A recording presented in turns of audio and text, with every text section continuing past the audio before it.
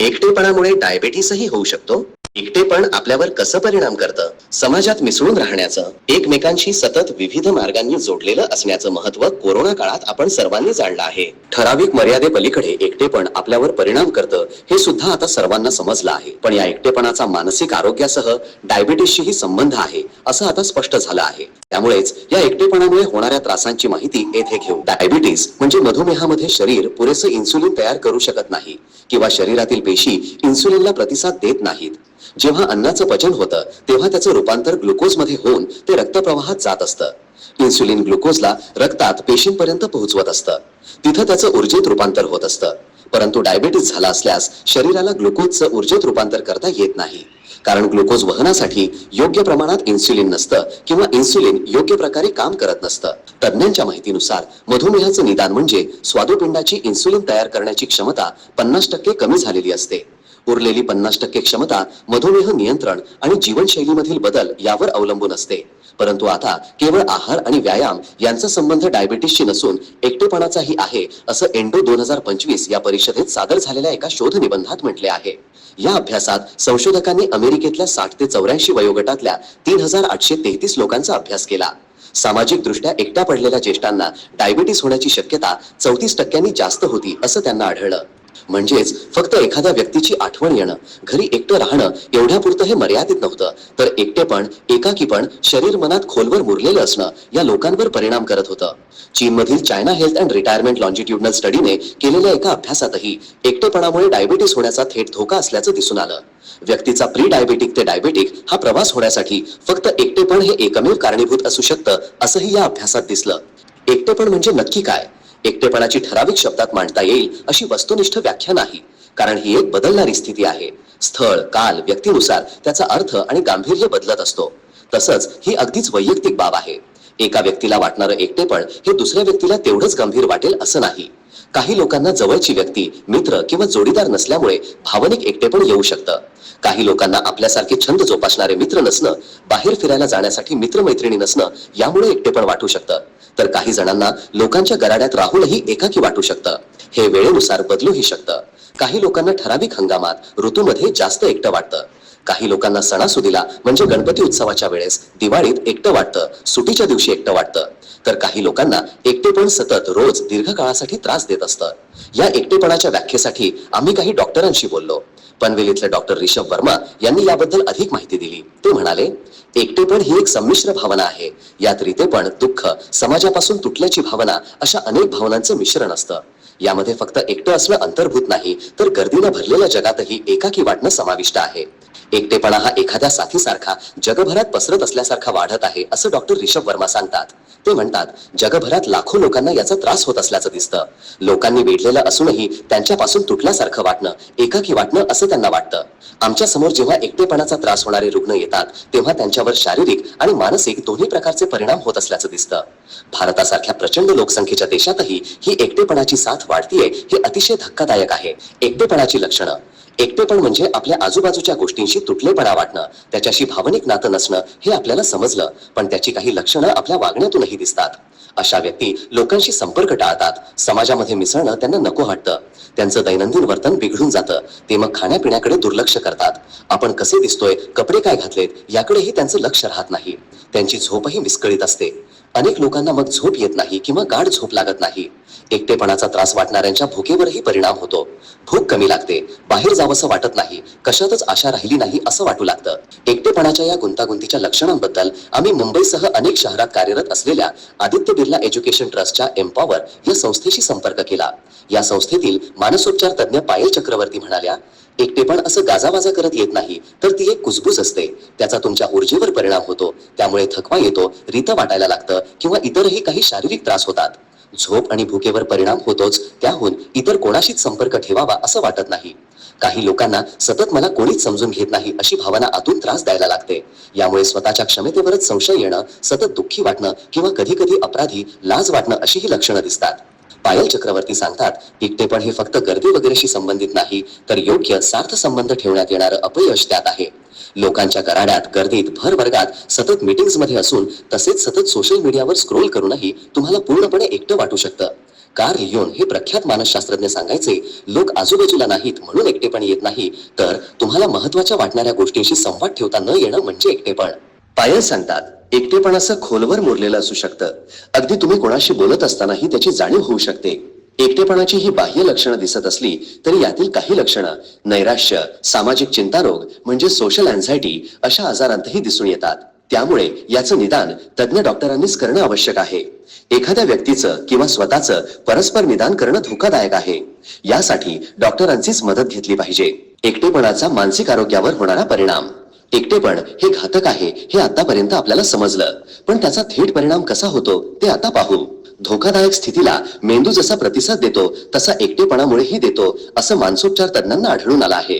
यामुळे शरीरातली कॉर्टिसोलची पातळी वाढते, रोगप्रतिकार क्षमतेवर परिणाम होतो आणि त्यापुढे अँझायटी, नैराश्य असे आजार होण्याची शक्यता असते. पायल सांगतात, एकटेपण असं खोलवर मुरलेलं असू शकतं. अगदी तुम्ही कोणाशी बोलत असतानाही त्याची जाणीव होऊ शकते. एकटेपणाची ही बाह्य लक्षणं दिसत असली तरी यातील काही लक्षणं नैराश्य, सामाजिक चिंतारोग म्हणजे सोशल अँझायटी अशा आजारांतही दिसून येतात. त्यामुळे याचं निदान तज्ञ डॉक्टरांनीच करणं आवश्यक आहे. एखाद्या व्यक्तीचं किंवा स्वतःचं परस्पर निदान करणं धोकादायक आहे. यासाठी डॉक्टरांचीच मदत घेतली पाहिजे. एकटेपणाचा मानसिक आरोग्यावर होणारा परिणाम. एकटेपण हे घातक आहे हे आतापर्यंत आपल्याला समजलं, पण त्याचा थेट परिणाम कसा होतो ते आता पाहू. धोकादायक स्थितीला मेंदू जसा प्रतिसाद देतो तसा एकटेपणामुळेही देतो असं मानसोपचार तज्ञांना आढळून आलं आहे. यामुळे शरीरातली कॉर्टिसोलची पातळी वाढते, रोगप्रतिकार क्षमतेवर परिणाम होतो आणि त्यापुढे अँझायटी, नैराश्य असे आजार होण्याची शक्यता असते. भूक किंवा तहान जशी असते तसं मानसिक पोषणही गरजेचं आहे, याचा संकेत यातून मिळत असतो. नवी मुंबईमधल्या अपोलो हॉस्पिटल्समध्ये कन्सल्टंट सिनियर क्लिनिकल सायकोलॉजिस्ट असणारे डॉक्टर ऋतुपर्ण घोष सांगतात, माणूस हा जैविकदृष्ट्या हा नात्यांसाठी, संबंधांसाठी बनलेला आहे. सामाजिक बंध आपल्यावरचा ताण कमी करत असतात, आपल्या संवेदनात्मक प्रगती होत असते. तसेच त्यामुळे परिस्थितीशी जुळवून घेणं, कठीण परिस्थितीतून मार्ग काढणं यासाठी लागणारी भावनिक तयारी होत असते. पण हे बंधच जर कमकुवत झाले तर आपल्यावरचा मानसिक ताण वाढणारच. डॉक्टर घोष सांगतात, एकटेपण असणारे लोक नैराश्य, चिंता रोगाला जास्त बळी पडतात असं दिसून येतं. तसेच त्यांची संवेदनात्मक हानीही होत असल्याचं दिसून येतं. एकाकी पडल्यासारखं वाटल्यामुळे स्वतःबद्दलच्या प्रतिमेवर परिणाम होणं, प्रेरणास्फूर्ती कमी होणं असे परिणाम दिसून येतात. एकटेपण दीर्घकाळ राहिलं की हतबल वाटणं, मदत असूनही ती न घेणं असे परिणाम होतात. त्यामुळे मानसिक आरोग्यावर जास्तच परिणाम होतो. एकटेपणाचा शारीरिक आरोग्यावर होणारा परिणाम. एकटेपण हे आपल्या जीवनाच्या सर्व बाजूंनी परिणाम करतं. त्याचे परिणाम शरीरावरही दिसतात. डॉक्टर घोष सांगतात, नव्याने झालेल्या अभ्यासांमध्ये सामाजिक एकाकीपण आणि शारीरिक व्याधी यांचा संबंध असल्याचं दिसून आलं आहे. या अभ्यासानुसार सामाजिक दृष्ट्या एकट्या पडलेल्या, त्यातही ज्येष्ठ नागरिकांना रक्तातील साखरेची पातळी वाढून डायबिटीस होण्याचा धोका संभवतो. तसेच दीर्घकाळ एकटेपण असल्यास ताणतणाव वाढतात. त्यामुळे ग्लुकोजच्या पचनात अडथळा येणं, इन्फ्लमेशन म्हणजे दाह जळजळ वाढणं असे त्रास होतात आणि प्रतिकार क्षमतेवरही परिणाम होतो. एकट्या पडलेल्या व्यक्तींना हायपरटेन्शन, हृदयरोग अशा प्रकारचे त्रासही संभवतात. डॉक्टर घोष सांगतात, सामाजिक दृष्ट्या एकाकीपण हे धूम्रपान किंवा लठ्ठपणासारखंच घातक आहे असं अनेक अभ्यासात दिसलं आहे. एकटेपणाच्या परिणामाबद्दल डॉक्टर ऋषभ वर्मा आणखी एक गोष्ट सांगतात, ती म्हणजे अनेकदा दीर्घकाळ एकटेपण असलेल्या लोकांच्या मनात स्वतःला संपवण्यापर्यंतचे विचार येतात. अनेक लोक ड्रग्ज, दारू, तंबाखू अशा व्यसनांमध्ये उपाय शोधायला जातात. यामुळे परिस्थिती आणखी बिघडते. योग्य वेळी मदत घेणं अत्यंत आवश्यक आहे. स्वतःशी आणि इतरांची नातं का जपलं पाहिजे? आपलं इतरांची नातं कसं आहे याबरोबरच स्वतःशी नातं कसं आहे हे ओळखणं फार महत्वाचं आहे. स्वप्रतिमा, आत्मविश्वास तसेच स्वतःशी होणारा संवाद यात एक सकारात्मक भाव असणं गरजेचं आहे. तरच आपण इतरांची नाती जोडू शकतो. आपल्याला आवडणाऱ्या गोष्टींशी लोकांशी सहसंबंध जुळणं, तसेच प्रसंगी जुळवून घेणं आणि कठीण स्थितीत मार्ग काढणं या सर्व गोष्टी महत्वाच्या आहेत. त्यासाठी स्वतःच्या मनातली असणारी प्रतिमा आणि इतरांबद्दलचे आपले विचार सुदृढ आणि पक्व होण्यासाठी प्रयत्न करावे लागतात. डॉक्टर अपर्णा रामकृष्णन सांगतात, आयुष्यात येणारे ताण आणि अडथळे यांच्यावर मात करण्यासाठी सपोर्ट सिस्टीम म्हणजे मदतीसाठी उपलब्ध असलेली माणसांची व्यवस्था आवश्यक आहे. डॉक्टर अपर्णा रामकृष्णन मुंबईच्या कोकिलाबेन धीरूभाई अंबानी रुग्णालयात मानसोपचार विभागात कन्सल्टंट म्हणून कार्यरत आहेत. त्यात सांगतात, इतरांची नातं चांगलं असेल तर आपण नैराश्य, चिंता रोगासारख्या अनेक आजारांवर मात करू शकतो. ही नाती आपल्या जगाबद्दलचा दृष्टिकोन बदलण्यासाठी, अडथळ्यांवर मात करण्यासाठी मदत करतात. तसेच यामुळे आपली मनोवस्था निकोप राहण्यासाठीही मदत करतात.